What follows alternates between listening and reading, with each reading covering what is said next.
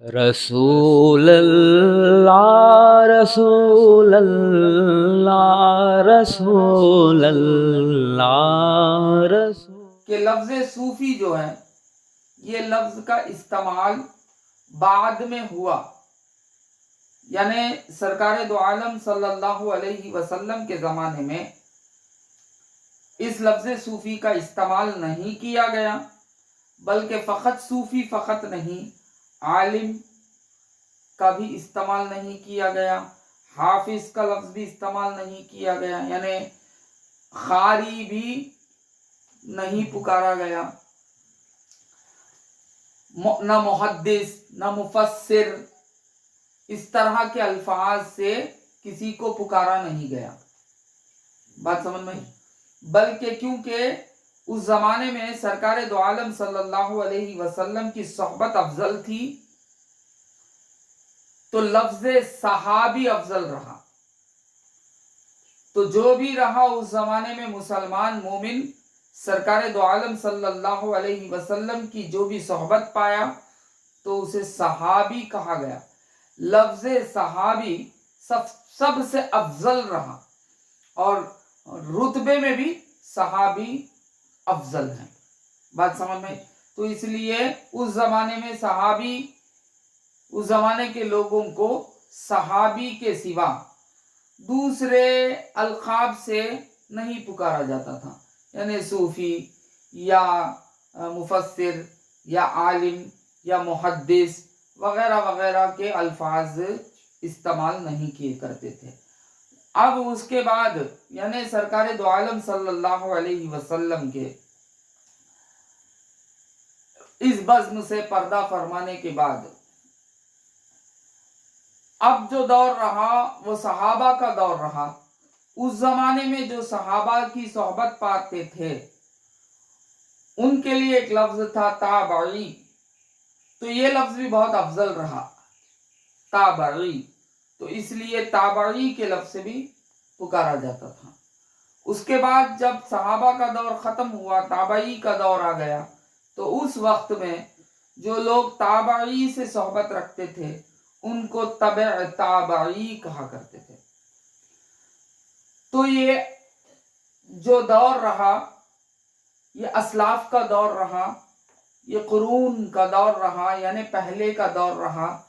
اس کے بعد اسلام پوری دنیا میں بہت پھیل گیا، یعنی کہ زمین کے ہر خطے میں اسلام پہنچ گیا، لوگ مسلمان ہونے لگے۔ تو اب حالت ایسی بدلتے چلے گئی کہ بدعت رائج ہونے لگی، یعنی نئی نئی باتیں، نئی نئی کلچر میں اسلام پہنچنے لگا، نئے نئے زمین میں اسلام پہنچنے لگا، نئے نئے خطے پر اسلام پہنچنے لگا۔ بات سمجھ میں؟ کلچر کے لحاظ سے اور لوگوں کے زندگی بسر کرنے کے لحاظ سے بدعتیں ہونے لگی۔ تو ان بدعتوں سے اپنے آپ کو جو لوگ بچاتے رہے، بدعت سیاح سے جو لوگ اپنے آپ کو بچاتے رہے، فتنوں سے جو لوگ پاک رہے، کیونکہ فتنے بھی شروع ہو گئے، لوگ کسی کو حق بتانے لگے، کچھ لوگ یہ صحیح بولنے لگے، کچھ لوگ وہ صحیح بولنے لگے، اس طرح دور ائمہ بھی پیدا ہونے پر مجبوری ہوئی، یعنی امام بننا پڑا۔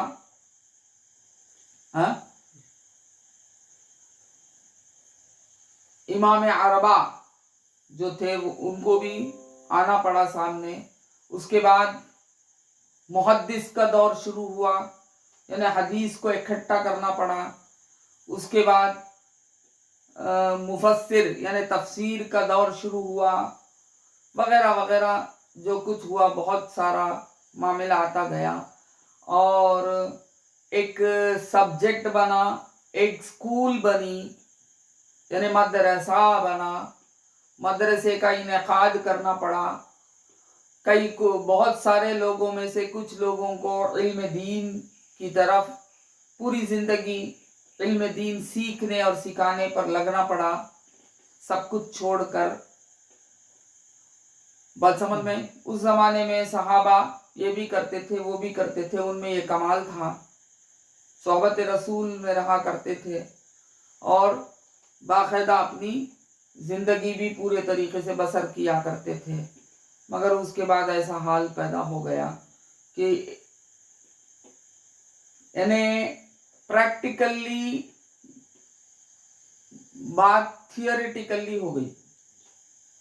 यानी सरकार दो आलम सल्लल्लाहु अलैहि वसल्लम जाहिर थे तो प्रैक्टिकली था दीन, तो लोग आपको फकत देखते थे और आप जो कुछ करते थे उसकी पाबंदी कर दिया करते थे।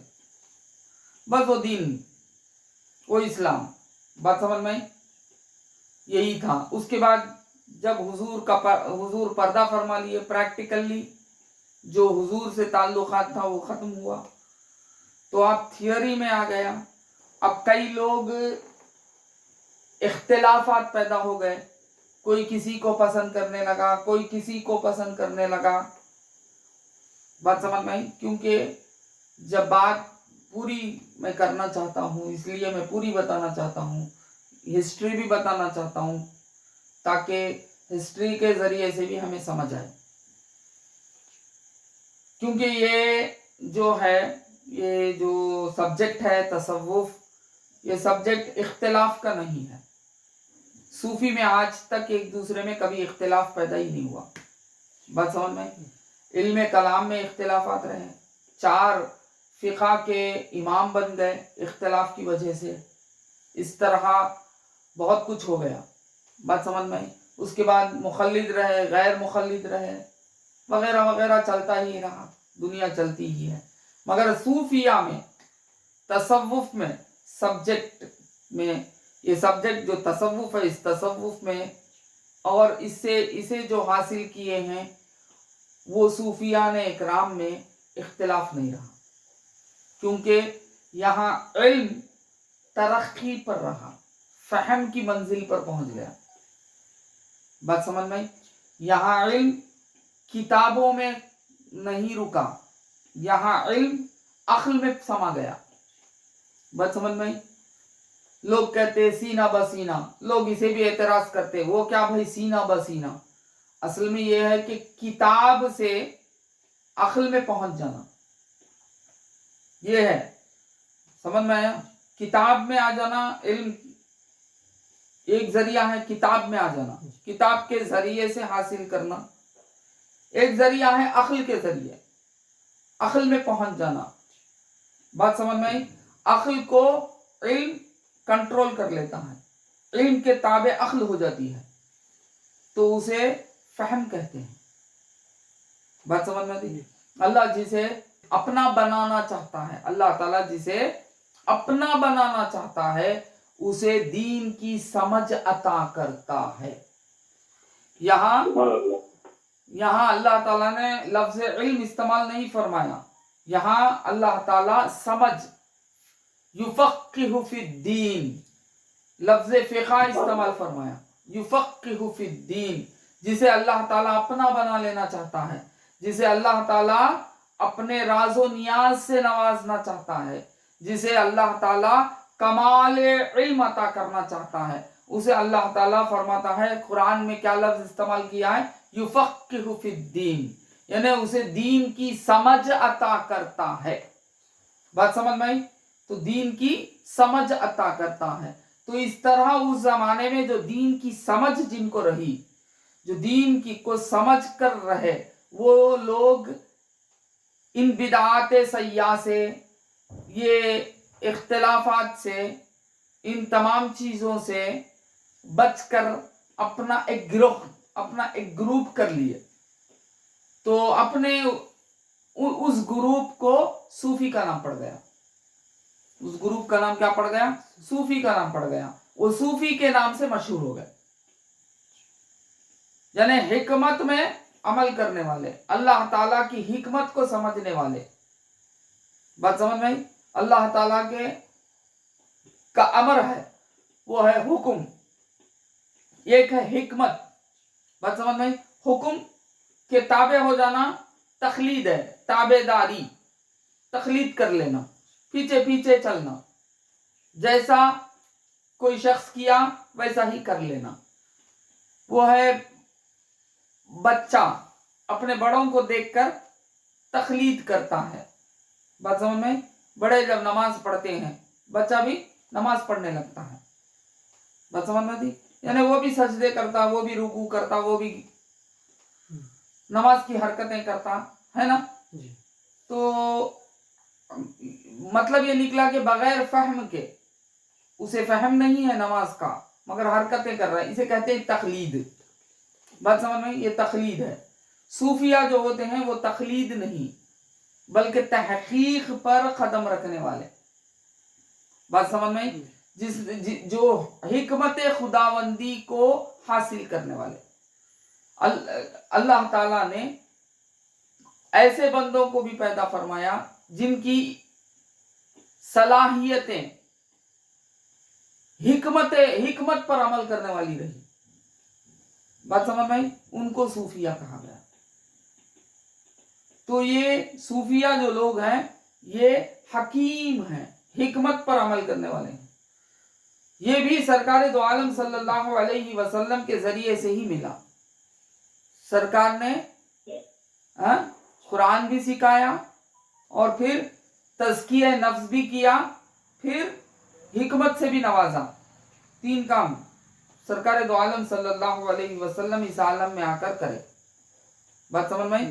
علم بھی دیا اور نفس کو بھی پاک کیا اور حکمت سے بھی نوازا. ہمارے نواز صاحب حافظ ہیں، انہوں میرے خیال سے وہ آیت سمجھ گئے ہوں گے، اگر پڑھ کر سنا دیں گے تو بہتر ہوگا. وَيُعَلِّمُهُمُ الْكِتَابَ وَالْحِكْمَةَ وَيُزَكِّيهِمْ إِنَّكَ أَنْتَ الْعَزِيزُ الْحَكِيمُ. بات سمجھ میں؟ یعنی سرکار دو عالم صلی اللہ علیہ وسلم یعنی سرکار نے سکھایا، علم عطا کیا. سرکار کو سکھانے والا جب بتا دیا گیا، سیکھنے والے کیسا بولتے ہیں؟ قرآن کہہ رہا ہے سرکار معلم ہے کائنات کے. بات سمجھ میں؟ اس آیت میں سرکار کی شان ہے نا. یہ آیت سرکار کی شان بیان کر رہی ہے. اس آیت میں کیا بیان ہو رہا ہے؟ وَيُعَلِّمُهُمْ، یہاں سب کے طرف اشارہ ہے.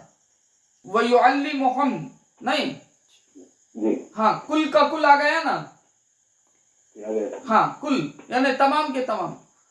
سرکار دو عالم صلی اللہ علیہ وسلم سب کے استاد ہیں. بات سمجھ میں؟ صحیح جا رہا ہوں نا میں؟ ہاں سب کو پڑھانے والے. کیا پڑھائیں؟ وَيُعَلِّمُهُمُ الْكِتَابَ، یعنی جو اللہ تعالیٰ نے جو کتاب بھیجا اس کتاب کے بارے میں سرکار نے سب کو پڑھایا، سب کو پڑھا. اس کے بعد کیا ہے؟ والحکمہ، اللہ نے جو حکمت نازل فرمائی، حکمت جو عطا کی وہ بھی سکھانے والے حضور. بات سمجھ میں؟ اس کے بعد وہ یزکیہم، یعنی نفسوں کو پاک کیا. تو سرکار دو عالم صلی اللہ علیہ وسلم کتابہ کا لفظ جو ہے وہ شریعت ہے، اور تزکیہ نفس یزکیہم نا، یزکیہم، ہاں وہ جو لفظ ہے طریقت، اور حکمہ کا لفظ جو ہے وہ ہے حقیقت تو معرفت. بات سمجھ میں؟ تو سرکار دو عالم صلی اللہ علیہ وسلم سے جاری ہے یہ علم، شریعت کا، طریقت کا، حقیقت و معرفت کا. بات سمجھ میں؟ یہ تینوں علم سکھانے والے حضور اقدس صلی اللہ علیہ وسلم. اللہم صلی علی سیدنا محمد رسول اللہ. بات سمجھ میں؟ یہ تینوں علم. تو جسے حکمت چاہیے، جس کے پاس حکمت حاصل کرنے کی صلاحیت ہے وہ حکمت حاصل کرے.